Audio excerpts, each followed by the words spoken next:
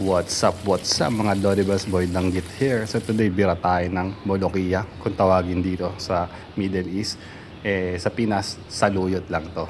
Okay, so G-Style, gawa tayong Pinoy version. Good. Okay, so today bira tayo ng Bolokia. So itong Bolokia, same lang rin to ng saluyot.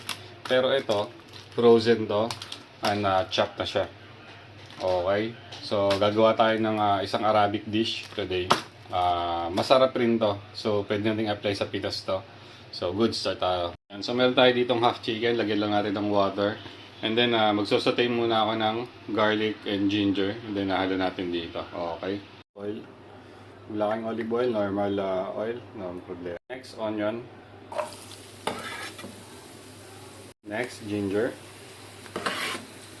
Next, garlic. So, saute lang natin to.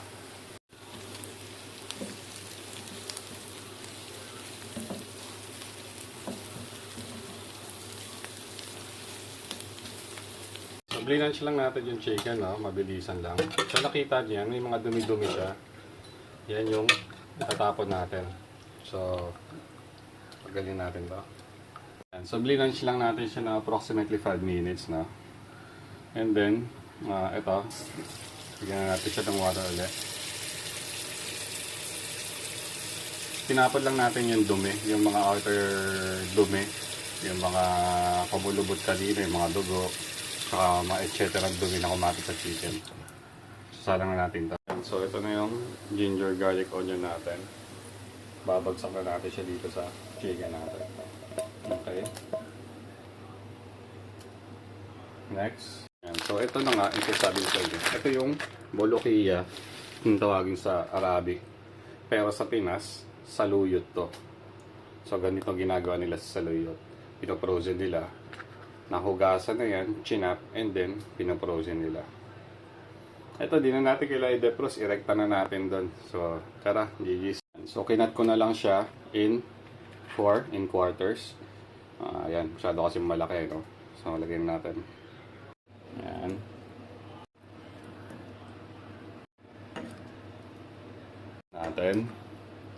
Ayan. Dulas ka agad nung kamay ko. Okay, so yan. Pakulo lang natin to and simmer.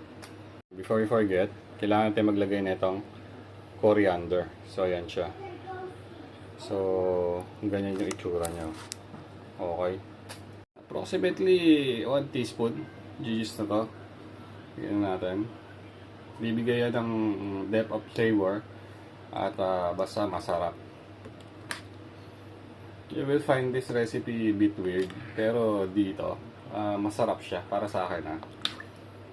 So mamaya, tingnan natin yung outcome niya. Okay. Salt, pepper na lang tayo. Siyempre, Pinoy tayo. Fish sauce, patis. Pag wala, salt, gamitin nyo. Yan yun ng tropa yung paminta. Uy, putya na parami. Dahil lang bawasan natin. Alang yan, parami. Galit yung tropa nating paminta. Okay. Sa Arabic, yung mga Arabo dito, etong chicken na to, hinihimay nila yan, tinatanggal nila yung buto. Pero tayo, di na.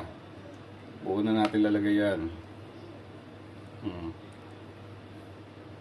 Siguro pwede natin hiwain mamaya, no? Pang tinola cut.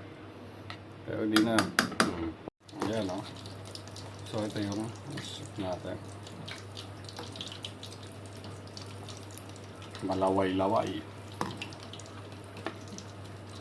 So parang similar lang to sa tinola. Yun nga lang pinagkaiba. Saluyot yung ginamit natin.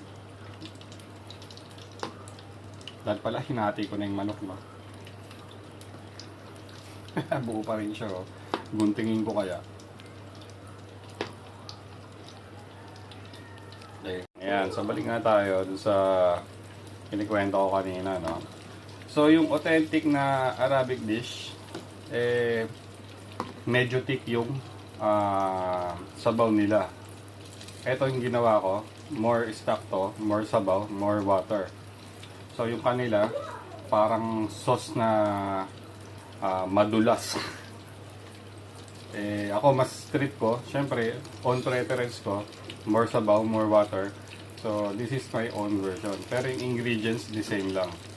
Ang pinagkaiba lang sa kanila, nahimay nila yung chicken nila, tinanggal na yung mga buto, hinimay na, ginawa na nilang strips. Tapos, more thicker tong sabaw. So, hindi nyo makikita ganyan karami yung tubig. Okay? So, yun lang yung pinagkaiba. And on the ingredients, almost the same. Okay?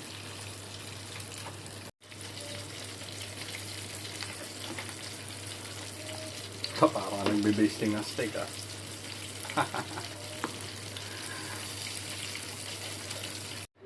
Yan, so okay. Tapos na tayo, kinat ko na lang yung chicken, no?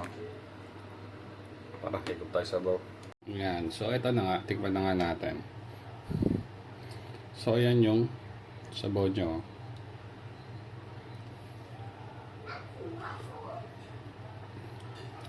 Wow.